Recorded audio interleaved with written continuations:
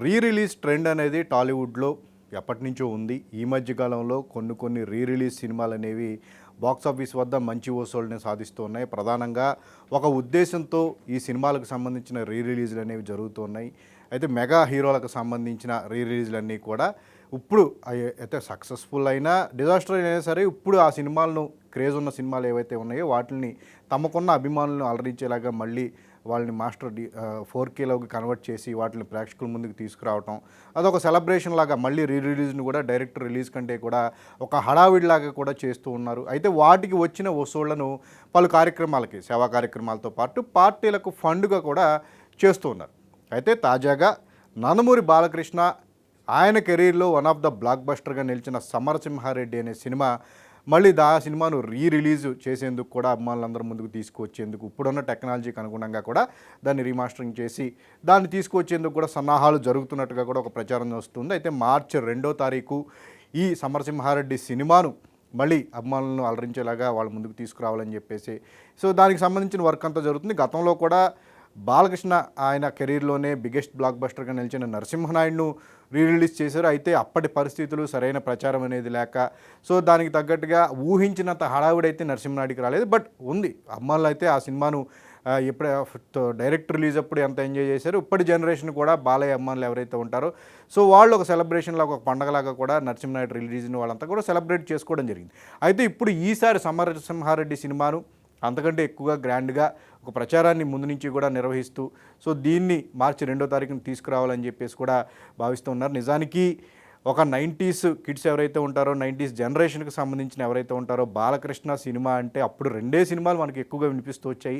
99లో విడుదలైన సమరసింహారెడ్డి, అలాగే 2001లో వచ్చిన నరసింహనాయుడు, ఈ 2 కూడా ఇండస్ట్రీ హిట్స్గా బాలయ్యను మళ్ళీ బాక్స్ ఆఫీస్ వద్ద ఒక మంచి పొజిషన్లో నిలబెట్టడంతో పాటు తెలుగు సినిమా చరిత్రలోనే ఒక మంచి ట్రెండ్ సెట్టింగ్ మూవీస్గా కూడా నిలిచాయి. నిజానికి ఫ్యాక్షనిజం ట్రెండ్ అనేది అప్పటి వరకు కొన్ని సినిమాలు వచ్చినప్పటికీ కూడా ఒక పూర్తి స్థాయిలో ఫ్యాక్షన్ ట్రెండ్ను మన తెలుగు సినిమాల్లో అందరి హీరోలు కూడా ఆ ట్రెండ్ వైపు మళ్ళీ సినిమాలు చేసేందుకు ప్రధానమైన కారణం సమరసింహారెడ్డి అనే సినిమా సూపర్ హిట్ అవ్వటం.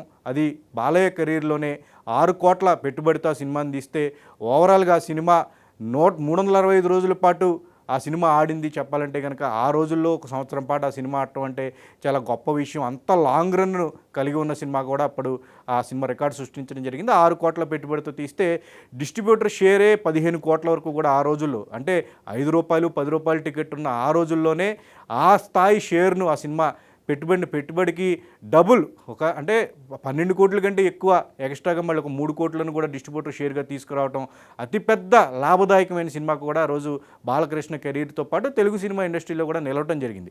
అయితే ఇప్పటిలాగా ఎంత వసూలు చేసింది అనేది అప్పటి పెద్ద కన్సిడర్ చేసేవారు కాదు. ఎన్ని సెంటర్స్లో ఈ సినిమా ఎంత లాంగ్ రన్లో ఆడింది అనే దాని మీదే ఎక్కువగా అప్పుడు రికార్డు అనేది ఆధారపడి ఉంటుంది. ఆ ప్రకారంగా చూసుకుంటే కనుక అతి ఎక్కువగా అప్పటికున్న సినిమా రికార్డులన్నింటినీ కూడా తిరగరాస్తూ కూడా 50 సెంటర్స్ 122 సెంటర్స్లో 50 రోజుల పాటు ఈ సినిమా ప్రదర్శించబడింది. దాన్నే కంటిన్యూ చేస్తూ అదే సక్సెస్ను కంటిన్యూ చేస్తూ 104 సెంటర్లలో 100 రోజుల పాటు ఈ సినిమా ఆడటం జరిగింది.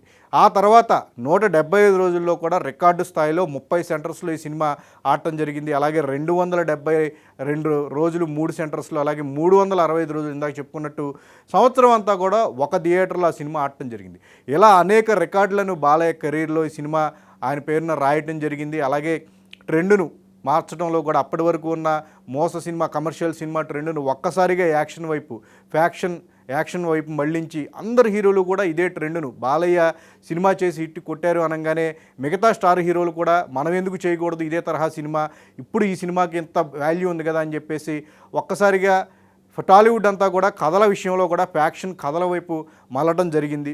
అలాంటి ఒక గొప్ప సినిమా నిజానికి సమరసింహారెడ్డి విడుదలైనప్పుడు తొలి భాగం అంతా కూడా ఒక అండర్ డాగ్గా ఉంటూ వస్తుంది. బాలకృష్ణ క్యారెక్టరైజేషను అబ్బులుగా ఆయన ఒక హోటల్లో జాయిన్ అయ్యి అక్కడ ఒక కుటుంబాన్ని సంబంధించిన చెల్లెళ్ల పాత్రలను ఏవైతే ఉంటే కాపాడే క్రమంలో ఆయన ఒక హోటల్లో పనిచేయడం ఇదంతా కూడా అంటే ఏంటి సినిమా అనేది మంచి యాక్షన్ సినిమా అన్నారు, ఫస్ట్ హాఫ్ చూస్తే ఎలా ఉంది అని చెప్పేసి చాలామంది పెదవిర్చిన సందర్భం ఉంది.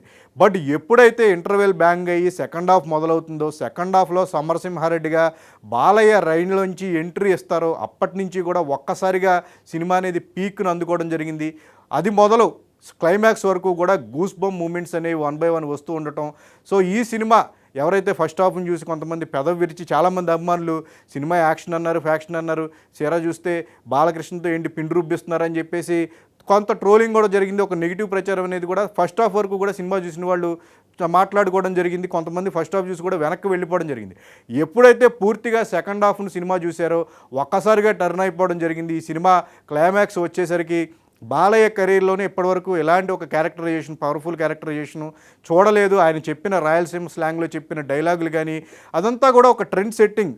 బాలయ్య ఆ ట్రెండ్కు అంతకుముందు ఇందాక చెప్పుకున్నట్టు కొన్ని సినిమాల్లో అక్కడక్కడ కూడా ఫ్యాక్షన్ నేపథ్యం అనేది ఉండేది, ప్రేమించుకున్నారు అనే సినిమాల్లో. బట్ ఒక పూర్తి స్థాయి ఫ్యాక్షన్ నాయకుడిగా, రాయలసీమకు సంబంధించిన నాయకుడిగా బాలకృష్ణ సమరసింహారెడ్డిగా కనిపించడం అనేది అప్పట్లో ఒక గొప్ప విషయం. సో అలాంటి ఒక ట్రెండ్ స్టార్ హీరోలందరూ ఆ తర్వాత అదే ట్రెండ్ను ఫాలో అయ్యేలాగా కూడా బాలకృష్ణ చేసి చూపించి మంచి విజయాన్ని అందుకోవడం జరిగింది. ఇదే విజయాన్ని కంటిన్యూ చేస్తూ బి గోపాల్ కాంబినేషన్లో ఆయన తర్వాత నరసింహనాయుడు అనే సినిమా మరొక ఇండస్ట్రీ హిట్ వాళ్ళ కాంబినేషన్లో రావడం జరిగింది. సో ఇప్పుడు అలాంటి ఒక ట్రెండ్ సెట్టింగ్ మూవీని మళ్ళీ మార్చి 2వ తారీఖున ప్రేక్షకుల ముందుకు రిలీజ్ రూపంలో తీసుకురావాలని చెప్పేసి కూడా ప్రయత్నాలు జరుగుతున్నాయి.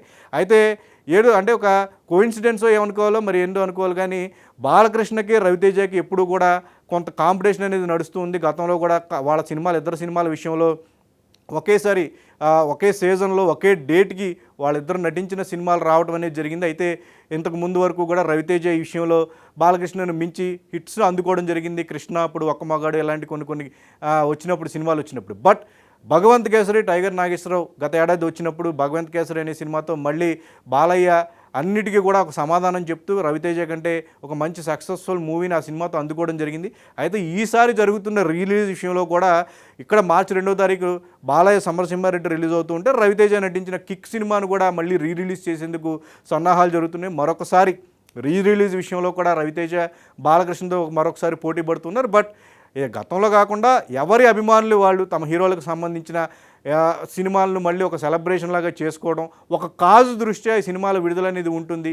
వాటికి వచ్చిన ఫండింగ్ అంతా కూడా సేవా కార్యక్రమాలకి వినియోగిస్తూ ఉంటారు కాబట్టి సో మంచి దృష్టికోణంలోనే ఈ రిలీజ్ అనేది భావించాలి. కాంపిటీషన్ అనేది కాకుండా కేవలం ఫ్యాన్స్ను అలరించే విధంగా కూడా ఈ సినిమాల విడుదల ఉంటుంది. సో ఎలాంటి అంటే నిన్నే ఈ కెమెరామెన్ గంగతో రాంబాబుకి సంబంధించిన రిలీజ్ అయింది. ఫ్యాన్స్ అంతా కూడా ఒక మంచి సెలబ్రేషన్ అంతా చేసుకుంటూ థియేటర్లో కూడా మంటలు అంటించేసి నానా హంగామా సృష్టించారు. ఎలాంటి ఆపదైతే అభిమానుల విషయంలో కలగలేదు, కానీ బట్ అలాంటి చర్యలకు పాల్పడకుండా సినిమా అంటే సినిమాలాగా ఎంజాయ్ చేసి ఒక సెలబ్రేషన్ లాగా దాన్ని భావించి ఎక్కడా కూడా పరిధి దాటకుండా వ్యవహరిస్తే కనుక ఖచ్చితంగా రిలీజ్ అనేది ఒక మంచి ట్రెండ్గా కొనసాగుతుంది.